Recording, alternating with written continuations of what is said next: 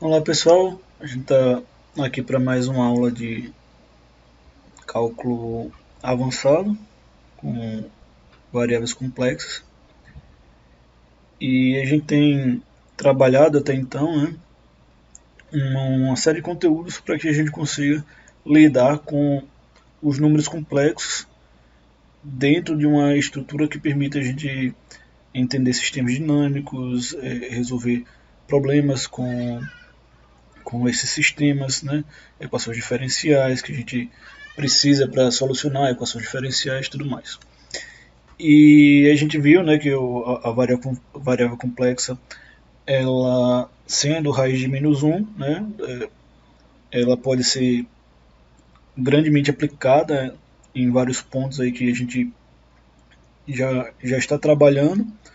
O plano complexo, né, a conversão de coordenada polar para coordenada cartesiana, é, a resolução lá dos, da questão do transformado de Laplace. Então tem alguns transformados de Laplace que a gente, quando vai fazer a transformação e a solução final, né, que basicamente a gente vai ver na sequência, a gente vai ter as variáveis complexas. Na última aula, a gente trabalhou um pouco sobre transformado de Laplace, né?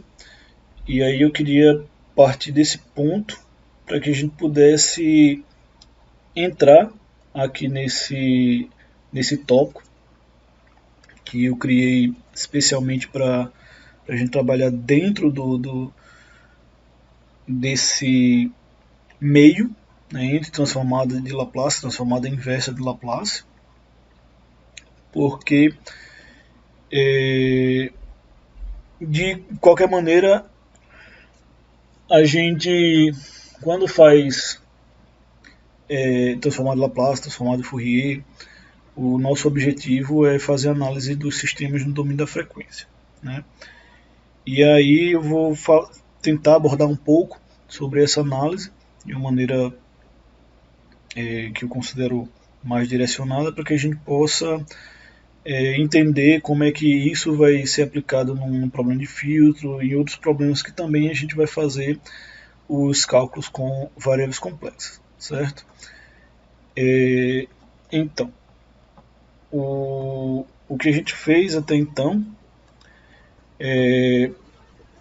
isso na aula anterior, né?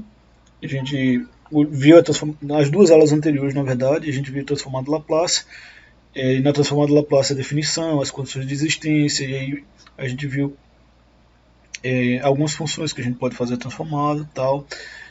E também abordei como é que a gente consegue fazer a transformada a partir de equações diferenciais, porque pelo menos na, dependendo da função, né, a gente trabalha uma ou outra propriedade. Então tem algumas propriedades que eu considero importantíssimas, que a gente sempre se lembre, né, porque a gente vai acabar aplicando em vários problemas de engenharia. E aí eu falei basicamente, a gente pode transformar um degrau, a gente pode fazer a transformada de um impulso, de um seno, as funções mais importantes, em princípio, que podem ser aplicadas a um sistema, certo? E também como é que a gente consegue pegar uma equação diferencial e fazer a transformada de Laplace. Só que nesse caso, né, a gente faz a transformada de Laplace assumindo condições iniciais nulas, porque o nosso objetivo é preparar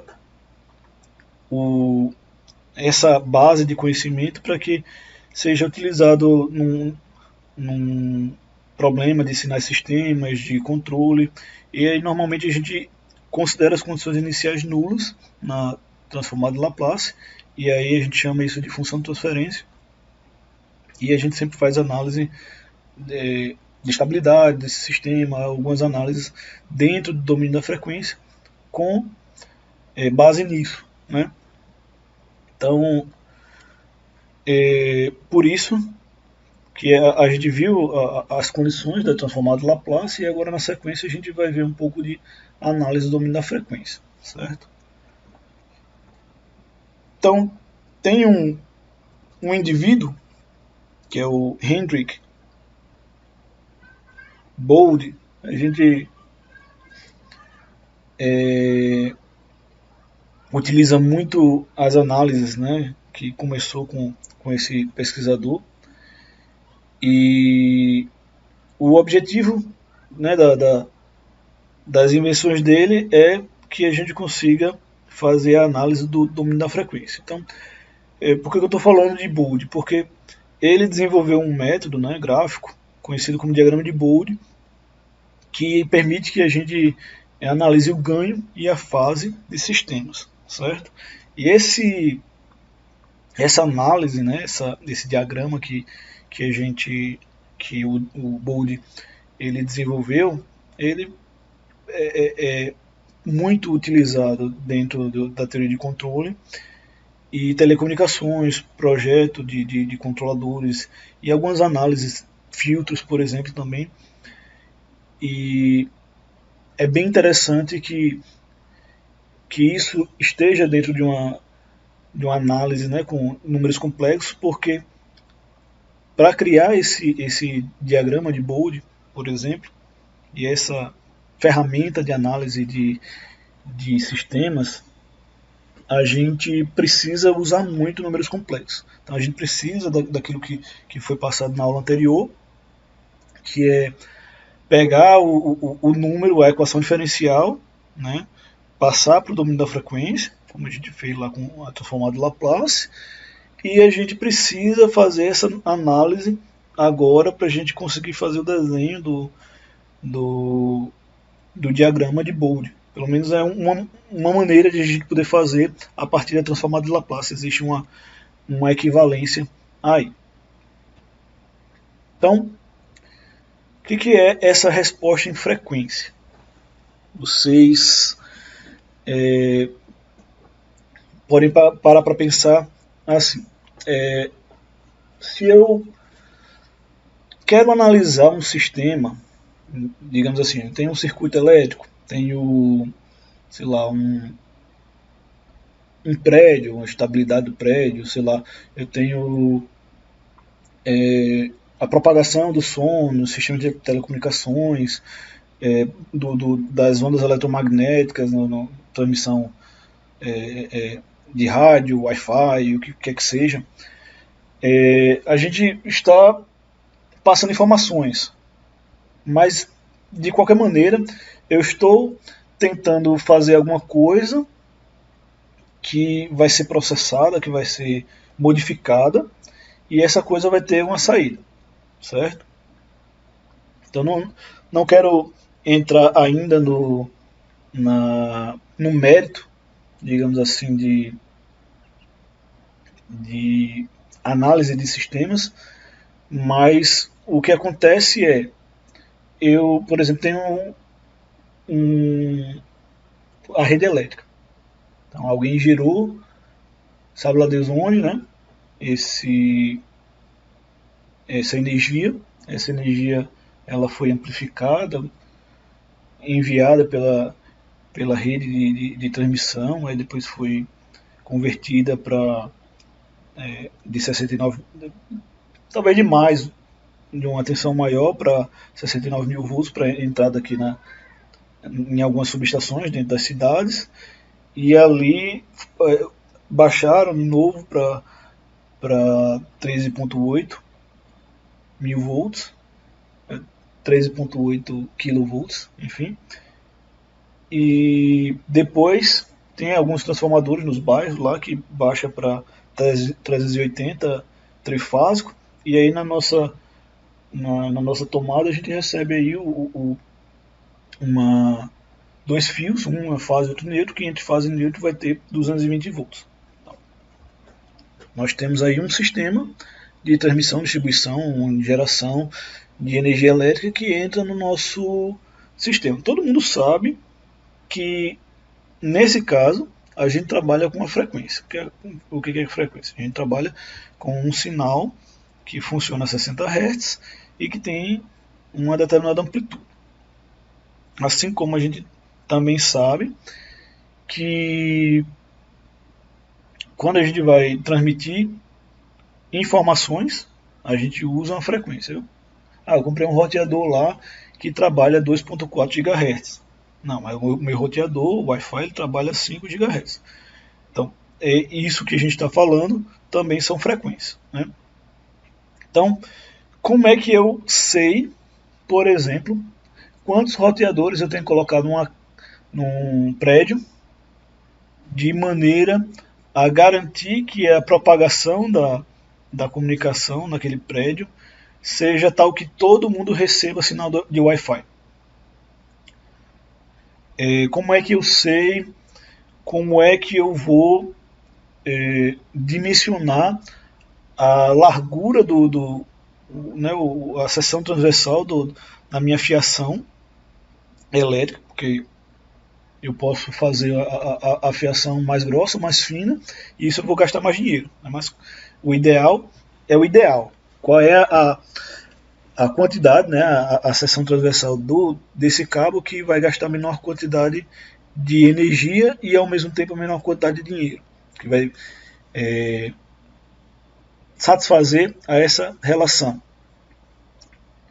Como é que eu sei como é que eu vou me comunicar com o meu ESP, qual é a velocidade, o que é possível, o que não é possível, como é que eu consigo projetar o meu motor elétrico para que ele gire numa rotação específica. Então, tudo isso, de alguma maneira, eu estou fazendo uma análise que, de alguma maneira, leve em consideração frequências, certo? Então, quando eu falo dessa análise em frequência, eu, de alguma maneira, estou remetendo a um sinal de entrada senoidal, certo? Que é, nesse caso, a resposta em frequência é a resposta em regime estacionário de um sistema submetido a um sinal de entrada senoidal. O que isso significa? Significa que na figura que tem abaixo, eu tenho um gerador de função que vai gerar um sinal X no tempo. Esse sinal X que existe no tempo, ele vai fazer com que ele vai ser a entrada do meu sistema, certo? Então eu vou jogar uma senoide, um sinal senoidal aqui na entrada desse GDS. Esse GDS é o meu sistema, é alguma coisa que existe, né? É esse sistema de transmissão de cabo, é o sistema de geração, transmissão, distribuição de energia elétrica, qualquer um desses sistemas que eu falei até então. Tem um sistema que eu vou jogar um sinal senoidal. E aí, como resposta, né, se esse sistema ele satisfizer algumas condições, obviamente que não vem ao caso a gente falar aqui, certo? Eu só estou fazendo esse paralelo para que a gente possa saber entender que existe uma aplicação para a resposta em frequência e lá na frente fazer os cálculos entendendo que isso corresponde a uma aplicação, certo? Então eu vou jogar essa senoide na entrada do meu sistema e na saída vai aparecer uma senoide com mesma frequência, certo? Só que ela vai começar com um ângulo diferente. Então pensa aí, ângulo e frequência e fase e amplitude. A amplitude vai mudar, a fase vai mudar, mas a frequência vai ser a mesma.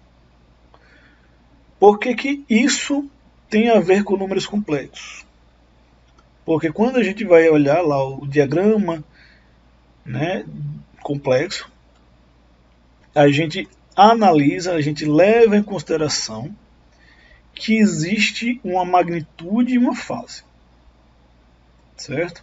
Então eu posso pegar aqui esse sinal de entrada senoidal, transformá-lo ou analisá-lo como se ele fosse uma magnitude e uma fase, e essa magnitude e fase está entrando no meu sistema, e na saída está saindo uma outra magnitude e uma outra fase, sendo que os dois sinais estão na mesma frequência.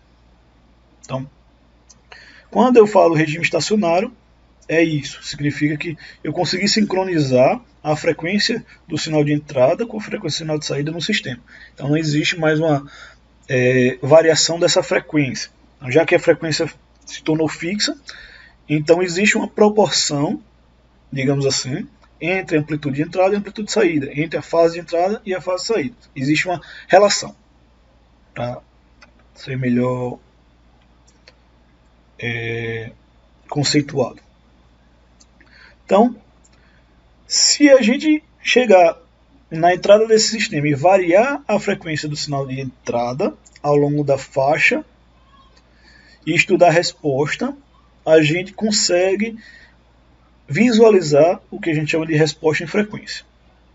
Então, o que vai acontecer aqui? Eu vou variar alguma coisa, e aí essa relação entre magnitude e fase da entrada e da saída vai mudar, conforme essa frequência varia. Mas ainda assim, eu tenho, para cada uma dessas frequências fixadas, eu tenho uma magnitude de fase associada, ou seja, o número complexo estará em cada uma dessas frequências sendo representadas, e aí eu vou ter uma função que vai relacionar esses números complexos e que vai modelar, digamos, as relações entre x e y, certo? Então, a resposta em frequência vai poder ser obtida experimental. A gente pode obter essa resposta em frequência experimentalmente, certo? Usando sinais geradores de função, equipamentos de medição e tudo mais. É algo que a gente consegue ver na prática, porque é uma análise de sistemas. Então, se você pegar um circuito, por exemplo, e jogar lá os sinais de entrada, vocês vão ver as variações do sinal de saída. E é bem interessante que a gente possa compreender uma parte desse conhecimento e aplicar os nossos conhecimentos de números complexos e tudo aquilo que a gente já viu e a transformada de Laplace dentro desse nosso problema aqui, certo? Então, eu vou finalizar essa primeira parte do vídeo e aí a gente vai continuar na sequência, tá?